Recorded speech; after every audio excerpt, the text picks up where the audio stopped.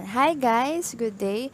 So as I have introduced you to the speaking situations in general, we will now delve into the more details of the first three speaking situations or speech situations we briefly tackled. No, kaya under this topic, the topic 6 with the title The Speaking Situations, we will have these three lessons. Okay, so first, what we're gonna discuss first and foremost is all about the interview. So this one, as what we have discussed nga ni, is one of the examples of formal dyadic communication. Okay, so we will solely focus on it so you could practice and enhance your skills in dyadic or two-person interpersonal communication. Okay? Then next, we are going to discuss the small group discussion naman, or the SGD. Here, we're going to study its principles, the know-hows, and such. Now, and lastly, for the lesson 3, we're gonna talk about public address naman. No? Okay, so, and yes, you are probably thinking na, baka magiging involved wari kami sa pag-interview, sa pag-conduct ng SGD, or sa pag-perform ng public address.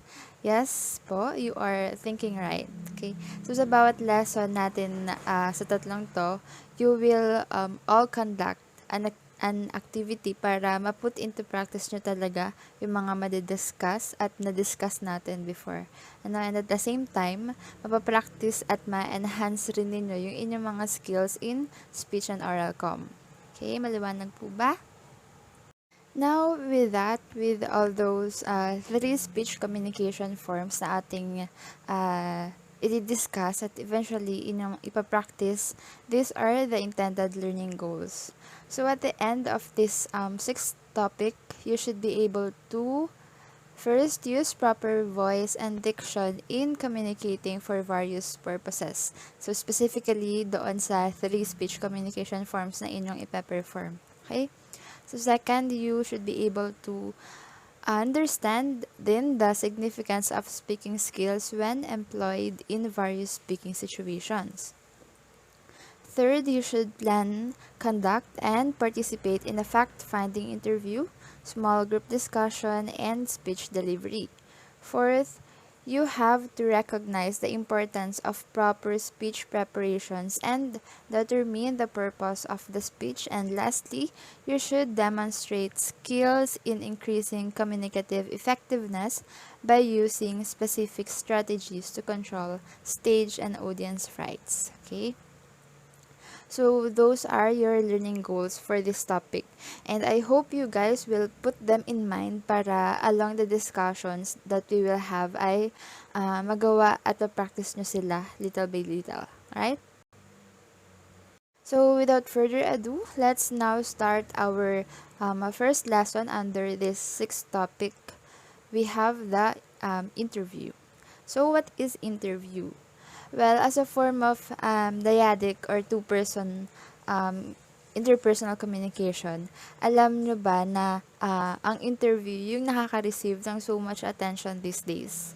Katulad na lang ng mga organizations which select, hire, and they evaluate personnel on the basis for the personal interview, di ba?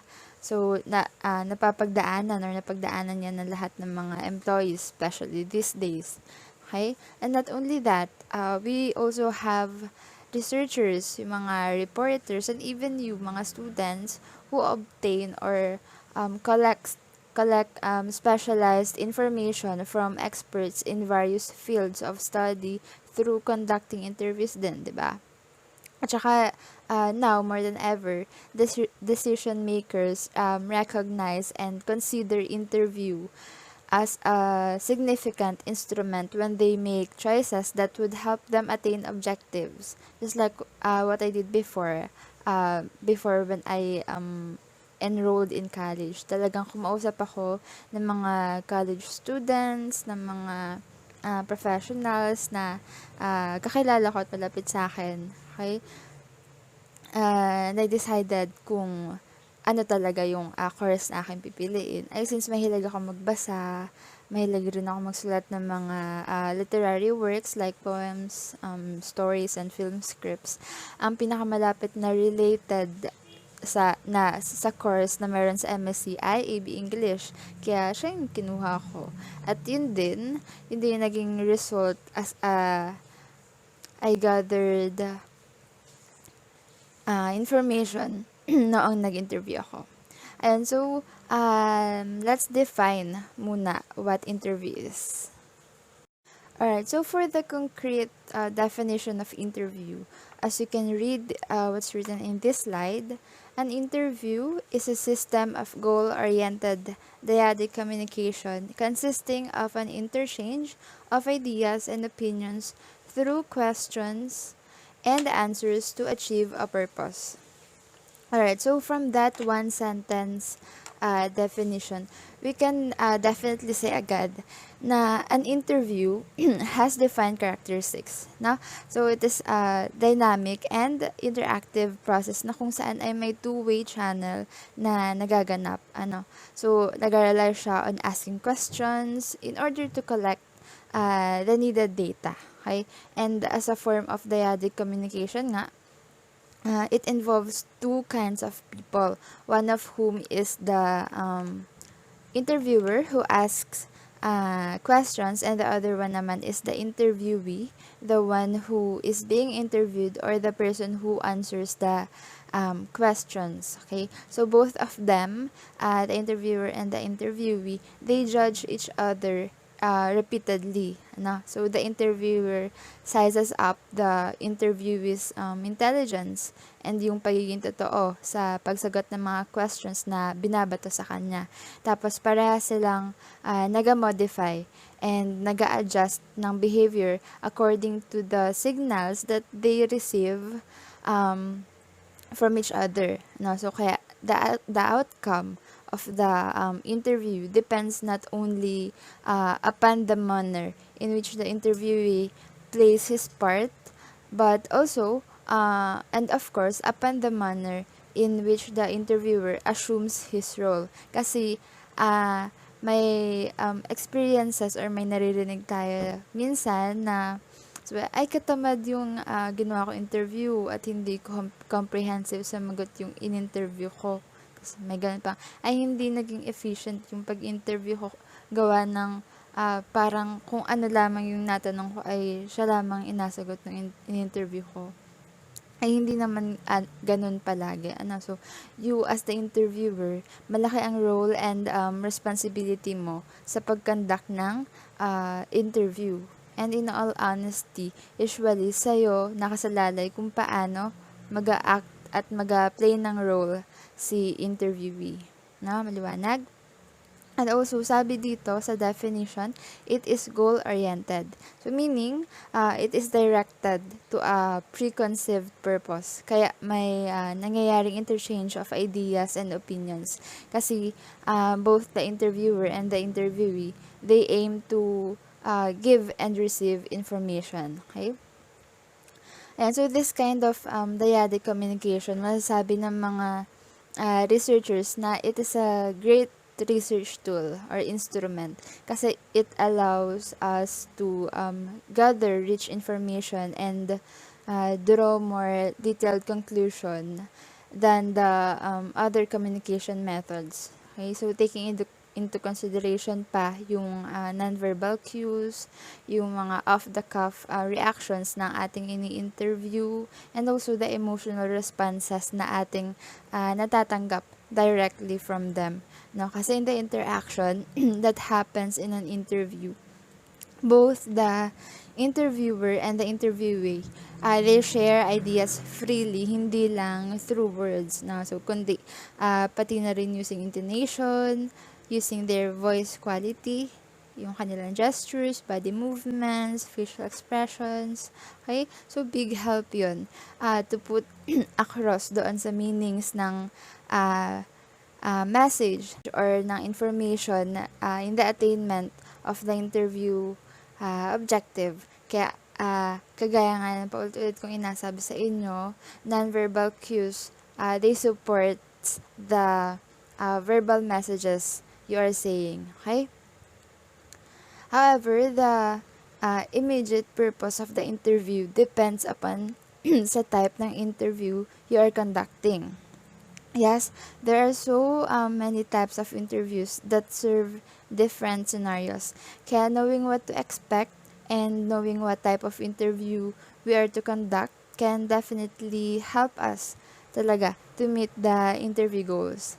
And ayun nga, meron tayong informational interview that supplies us facts, ideas, mga data, and other kinds of information. And this is the same as the press interview, kung tawagin. So, it involves discussion or explanatory interview that aims naman to explore problem or to review methods. Okay? And yes, they are very important talaga to know. And we also have the employment interview, no? That is a very important type of interview for the for newly grads. So it is done naman to select an employee to make a decision on the basis of evaluating qualifications and the person mismo, no? And relatively sa isang organization or sa isang company, meron ding natawag na performance appraisal interview. So yun naman ay inagawa to evaluate yung job performance or yung placement, yung training, and such ng mga employee. And that is usually for the promotion as basis ng salary ni employee, no? So, ayan, at napakarami pang types of interview na nag-occur sa panahon ngayon. That is because nakikita nga ng mga tao, ng mga researchers, ng mga professionals na big help and ang interview to provide us necessary data to achieve a certain goal. May it be a personal goal, an organizational goal, at kung ano pa man, no? So, sana by this time, you've got to realize na the importance of interview. So, basta what we must put in mind when we are conducting an interview, no matter what type of interview it is, it should be organized into 3 major sections. No? So, una, yung beginning or yung opening ng interview. So, that serves to set the climate and tone for the whole interview. Kaya doon pa lamang, dapat presentable ka na as the interviewer. Okay? So, second part is the body or yung exploratory portion na mismo ng interview yung kinakonduct. So, ayun, it deals with the issues na, yung topics and data that are needed to attain for the purpose of the interview. Okay? And lastly, yung ending or yung closing part na ng interview. So, doon sa portion na yun, mahalagang masummarize mo as the interviewer yung main points na na-discuss. Okay? Yung concerted decision or yung solution which was agreed upon during the dyadic communication. And so, I hope you can all follow sa ating discussion. So, you may write down notes or questions para mamaya after ninyong mapanood itong lecture na ito,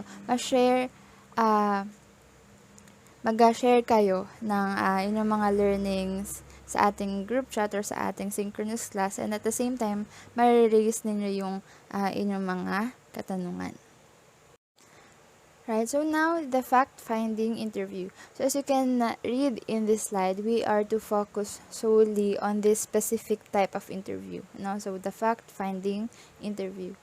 Though this is still malawak pa rin naman, but we will delve in to this dahil since malaki-laki pa rin nga niyang sakop ng kind of interview na to, marami naman kayong posibleng mapag-applyan ng mga learnings na knowledge na makukuha nyo from this lesson.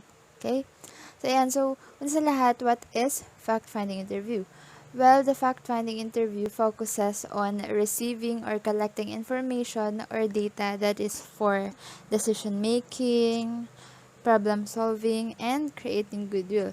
So, Ayun nga, this is similar to press interview kasi the information na na-collect includes a broad range of materials from objective factual knowledge to subjective data such as yung attitudes, opinions, values, plans, fears, at pati na rin yung mismong interpretation ni interviewee about sa isang bagay. Okay, so yan, baka nasagi na rin sa isip ng iba sa inyo na parang ganun pala doon sa nagawa ng karamihan sa pag-interview for thesis, no, for research. Ganun nga, ganun itong fact-finding interview na to. So, we identify respondents who will be our interviewee, tapos nahinga natin sila ng data regarding their attitude, their perception, and such towards something. Okay, so, pero ito namang fact-finding interview na to ay verbally, purely verbal. So, ang discourse, ang spoken discourse ang ganap. No? So, not the pasagot ng questionnaire or ng survey. Not that. Okay? So, this aims, this fact-finding interview aims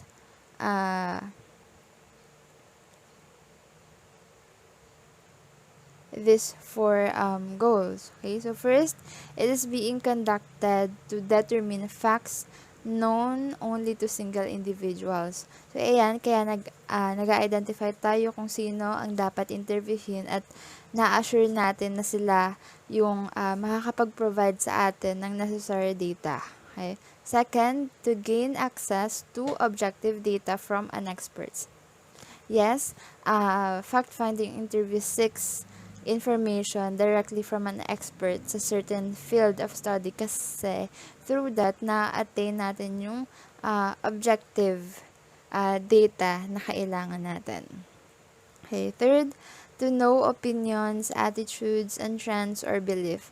So, ayun nga, by this fact-finding interview, we get a chance to ask interviewees din regarding their perception about something. So, doon na-express nila personally yung kanilang concern about sa mga bagay-bagay. Ayan, lastly, to discuss a significant or relevant problem.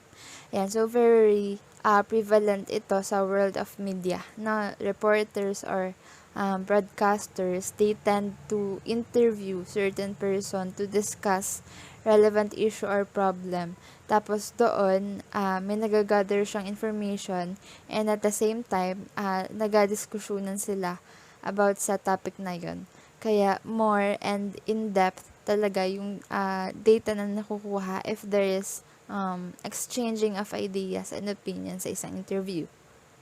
Okay? So, that is fact-finding interview. Hindi na nature yung mag-obtain ng information that is readily available from existing sources like files, minutes, records, written documents, or even sa observation sa certain situations. Hindi rin siya for getting general information or yung generally known facts. This is very specific kind of gathering data or information. Napaka-specific na. Yun ang pinagkaiba niya sa other types of interview. Okay, maliwanag ba? Yan. So, here there are 3 phases in the organization of a fact-finding interview. So, the preparations before the actual interview na mismo, consisting the opening, the body, and the closing, then followed and ended by the evaluative portion na. Okay? So, as you can see here in this slide, those phases are illustrated here in the flowchart showing the sequence of activities, including the tasks and responsibilities of the interviewer and interviewee. Okay, so let's study the chart carefully, no? And kindly note the flow of activities, guys, kasi ito yung magiging reference nyo in the activity you'll be performing. Okay. So first, as you plan the interview, you are to conduct you have to decide on a topic to pursue with an expert of or an individual. Okay, so basta yung target interviewing ninyo. So, then specify the information you want to get and the opinions you want to obtain and you want to be revealed from your interviewee. At para magawa mo yun, you need to list the subject areas to be discussed and the questions you want to be answered.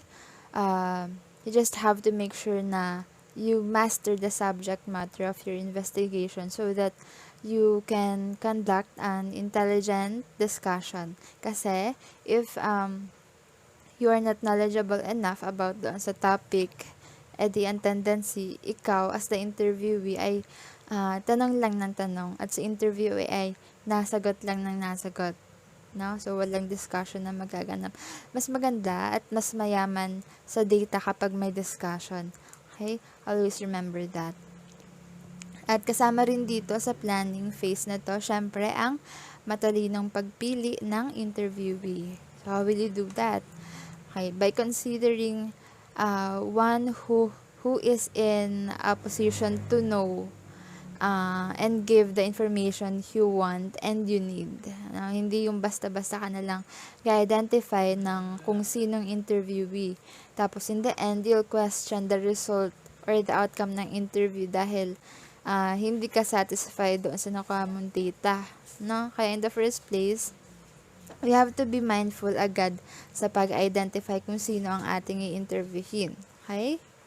So, ayun, after identifying, of course, you will make physical arrangements with him or her. Diba?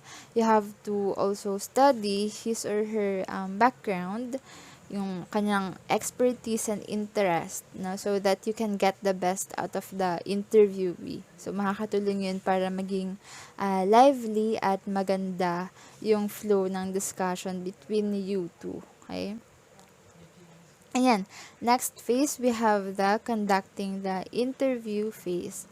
Ayan. So, first and foremost, kapag andon ka na, kaharap mo na si interviewee, you have to open the interview by establishing rapport, to set a pleasant climate for the discussion. So, how will you do that? Well, you can explain the purpose of the interview, kung para saan, bakit siya yung napili mong interviewin. So, you specify yung information you want him or her to know. Then, you can lead na to the main points of the discussion. Then, as to the exploratory portion or the body of the interview, you may first let the interviewee expound on the topic as he or she sees it. For example, you may tell him or her na you are free to share po or your side or your stand regarding our topic. Yan, you may discuss po your personal experiences, your personal concerns and such. No? Kasi by that, by doing so, the interviewee may start to feel na safe place yung interview na yun. No? Kasi he or she is given a chance to express or explain him or herself freely. Okay? And then after that, you may start to ask general and specific questions na that he or she can and is willing to answer. Pero you have to make sure na one at a time lamang dapat, no? Para makuha ni interviewee ng malinaw yung gusto mong malaman na info and at the same time para ma-express din niya yung sarili niya clearly. Dapat ay iwasan yung twisted stories, yung entangled information and such para ikaw sa pag-translate mo ng interview na yun, hindi ka rin mahirapan intindihin, no? So then, as the interviewee answers your questions, you have to listen and observe and let the interviewee talk freely. Okay? So, however, keep control and see to it na your discussion centers on the topic and on the fact you need. Kasi minsan, if the interviewee goes on with the flow ng discussion, minsan na hindi maiwasan yung side stories and side comments tungkol doon sa related things about the main topic, no? Minsan ay mapapakwento pa ng mga irrelevant matters si interviewee. So, in order to save time and energy, see to it na hindi kayo mapapalis ng landas. Doon kasi nag-start yung inefficiency na siyang posibleng maging outcome ng interview. Okay? But, ayan, on the other hand, wag mo rin naman siyang ililimit. You have to give him or her a chance to be qualified para you'll get the full meaning of his or her statements. Okay? And from that, as you receive data, dapat mabilis yung pag-process nun sa utak mo so that you could see how that information will relate to the purpose of the fact interview. Okay? And by doing so, you can formulate and ask follow-up questions na rin for further details, right? And syempre, sobrang mahalaga na you will record all the data immediately to avoid omissions and incorrect interpretations. Mali yung aasa ka lang sa pag-stock ng mga data na yun dyan sa isip mo or sa utak mo. Very risky yung ganun kasi baka mali-mali yung pag-translate mo sa mga nakuha mong info kapag ganun. My tip is, you may ask permission kay interviewee na kung pwede ay i-record yung inyong voice for better and safe record. Kung pumayag, edi okay, pero if not, then you have to be responsible and be very extra careful sa pag-take down ng notes during the interview. Okay? Maliwanag ba ang lahat? Yan. And so for the closing part, during the interview, as you, the interviewer, takes the first step to end the discussion, you have to summarize the major points taken up.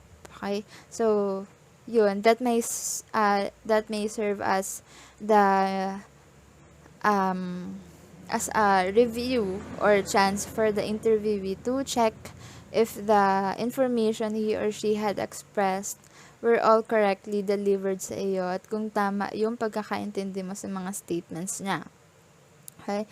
Though you may not oftentimes agree with the ideas or opinions ni interviewee, well, you should not voice any disagreement with him or her kasi first of all, what you are doing is a fact-finding interview.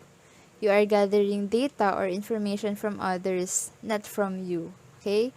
And second, diba, you identified a specific person na you think ay reliable at may kakayahang sagutin yung mga questions mo. Then, why would you disagree or question him or her? Diba? Kaya you should refrain from doing that, okay, such, that the disagreements and such. Okay? And of course, finally, after some pleasantries, you have to show your appreciation to the interviewee. Express your sincere thanks for his or her given time and effort for the interview as you requested. Okay? So, ayan, that's how a fact-finding interview should flow. You have to open the interview lively and politely. You have to explore the fact-finding accurately with a proper flow and attitude, and also you have to end the interview gratefully and with satisfaction. Kaya maliwanag po. Yan. Now, hindi lang doon natatapos ang pag-conduct ng isang fact-finding interview. Kasi para masabing fact-finding, you have to evaluate the facts, and that is the last phase of the interview. And so, you have to write down facts and data immediately right after the interview para ma-evaluate mo agad yung results ng discussion na nagawa ninyo ni interviewee. Okay, so, how will you do the evaluation? And so, you may group them into 3 sets. Una, yung group, you may group the data that can be categorized as the direct observed facts. The second naman is the exact statements made by the interviewee. Tapos, isunod na doon yung inferences from the observed facts and the interview statements. And so, by doing that, you will be able to draw conclusions from the information you have obtained during the interview. And you may also compare the interviewee's opinions with others to discover similarities and differences. Yan, and that's it. Those three stages and steps will definitely guide you in the process of fact-finding interview. Pero to learn how to interview well, you must have actual practice, 'di ba? Kaya later malalaman ninyo yung inyong agawin for your fact-finding interview activity. Alright, dito muna tayo sa interview techniques. Ayan, so napakahalagang magkaroon din kayo ng knowledge about sa mga techniques na to, especially if you are to interview a professional or an expert or anyone who is way higher than your position or your social status, 'di ba? Let's be honest na kahit super sanay ka na mag-interview at makipag-usap sa tao, you cannot still avoid to feel nervous or ma-intimidate ka doon sa i-interviewin mo, right? However, no matter how fearful you may be about interviewing, it is important to remember na interviewing is still a skill that we can learn. Okay, so napapag-alala niyan. And when you put those knowledge into practice, hindi mo mamamalaya na nasasanay ka na palang gawin yung pag-interview hanggang sa maging master ka na in such practice, right? So, ayun, here we have questioning, listening and observing, evaluating, and controlling. So, ito yung ating mga interview techniques that are very useful in getting the desired information from the interviewee, in communicating feelings and attitudes, and in developing a more conversational discussion. Okay, so let's review them one by one. First, we have the questioning. Alright, so ito, the questioning, it plays a central role in the interview, as we all know. And there are various types available for specific purposes. So, meron tayong open-ended kind of question, which is, this is very broad and general question that lets the interviewee explain, describe, narrate, define, or whatsoever na ang isang certain na bagay. Meron din tayong direct question. Ayan, siya naman yung nagalimit sa sagot ni interviewee to a specific idea. Like yung ang sagot lang ni interview ay whether yes or no, I don't know, maybe, yung mga ganun. And even, may mga tanong na, what is your position po or designation? And so, direct question yun kasi very specific and direct sa isang bagay yung ganung tanong. Clear? And meron din tayong mirror type question. So, ito naman ay na-restate na yung sinabi or sinagot ni interviewee to make him or her give more information. Like, what makes you think po, ma'am, that it was the reason for its occurrence or emergence? Ganon. So, parang nalabas na follow-up question, no? Yung this kind of question, the mirror type question. Dahil that question is formulated based on the answer of the interviewee. So, sa naunang answer ni interviewee. Pero pwede din siya doon sa question like you are clarifying kung tama ba yung narinig or yung pagkakaintindi mo doon sa sinabi niya. Like, did I understand you right, sir, that the company gives a salary increase? Mga ganun. Alright? And, ayan. Next, we also have probing questions. So, ito naman yung naga-intend to help the interviewee to think more deeply about the subject matter. Like, in the course of the discussion, when you, as the interviewer, fails to get the exact information you want to obtain, you will of course dig into the subject matter and goes deeper than the surface by asking probing question, and that will therefore be addressed by the interview's background in any aspect. Okay? And ayan, lastly, meron din tayong problem-solving questions.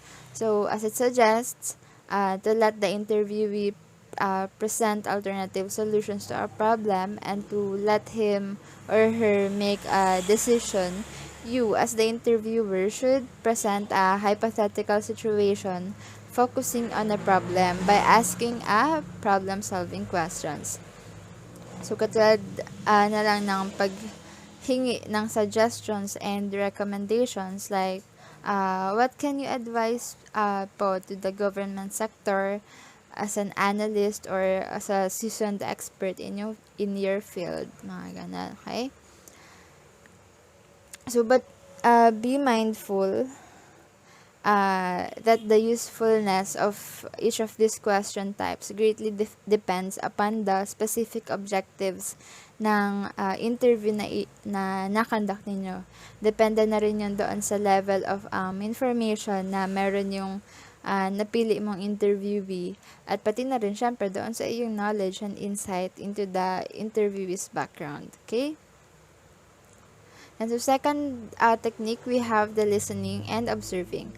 So as we're all aware, both the interviewer and the interviewee not only use their ears but also their eyes. Now, they listen effectively by accepting new ideas intelligently by considering each other's point of view or POV, and by being sensitive na rin to each other's behavior.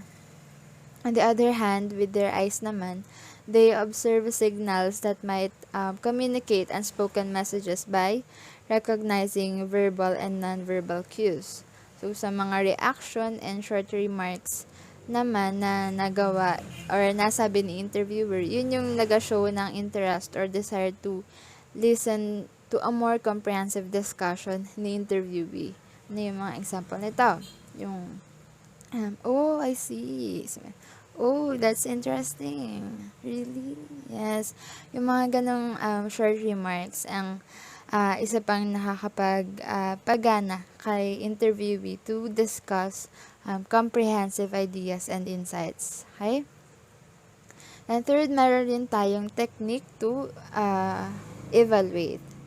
Just like what I have said earlier in the dynamic exchange of ideas, opinions, and information sa isang interview, both the interviewer and the interviewee continuously judge each other's behavior through their statements in an effort to find an accurate measures of what is being said and what might be said along the interview. And also, yung feedback, it is a style of evaluating, diba? Kasi ano ba ang role ng feedback?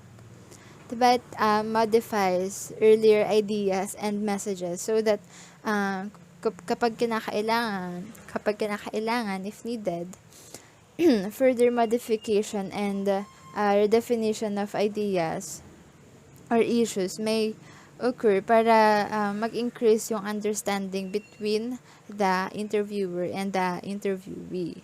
Okay? Then here, lastly, we have controlling.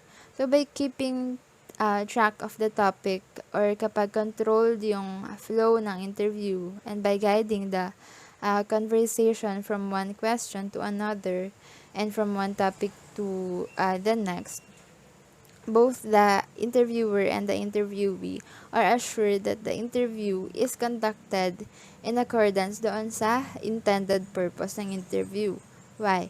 Kasi controlling gives the participants of that dyadic communication the opportunity to touch on topics of the track para ma-draw out yung needed information. Pero once na ma-obtain na yung needed data, the discussion must stay in the original direction then. Okay, so you still have to control it para hindi lumayo sa topic yung inyong discussion, right?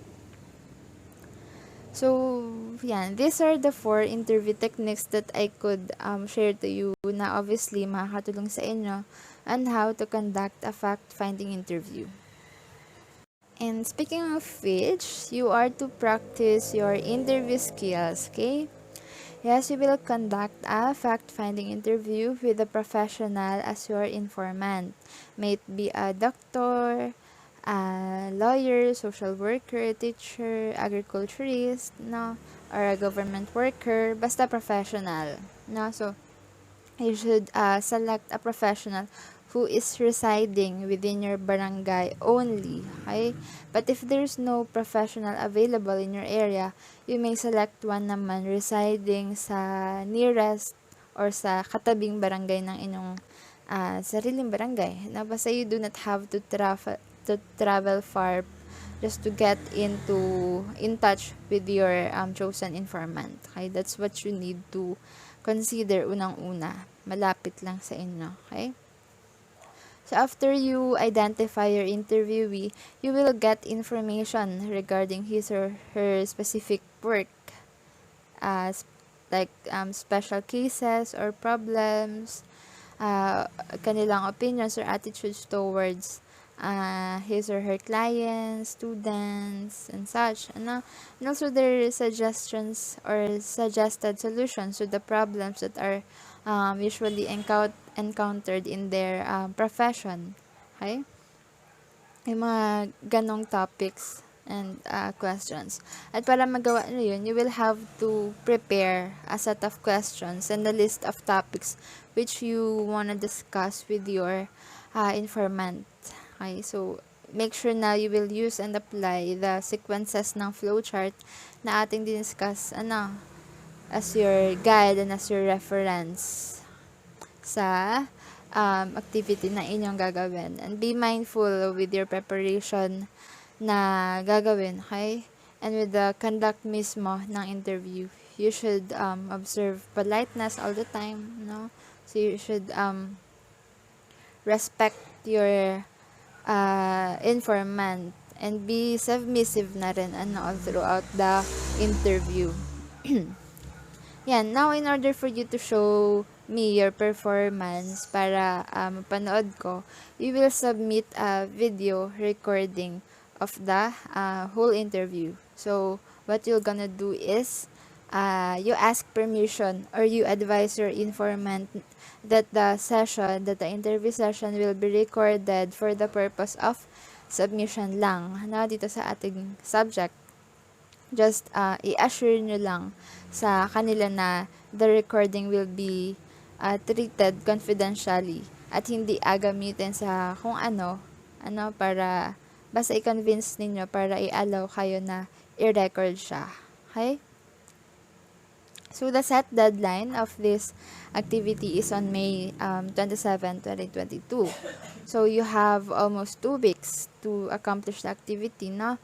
So, I know that you are all aware naman na we are nearing the end of this SEM, kaya tayo ay nagadali-dali na rin considering na ang daming holiday na ating pinagdaanan, no? So, ayun, I hope that this lesson about interview that we had ay naging clear at understandable near end. At sana rin ay you'll get my instructions clearly. Okay? But if you have further questions, let's discuss them in our synchronous class, okay? And so, ayan. To close this lesson, thank you so much for listening, guys. And you may raise your questions, clarifications in our synchronous class.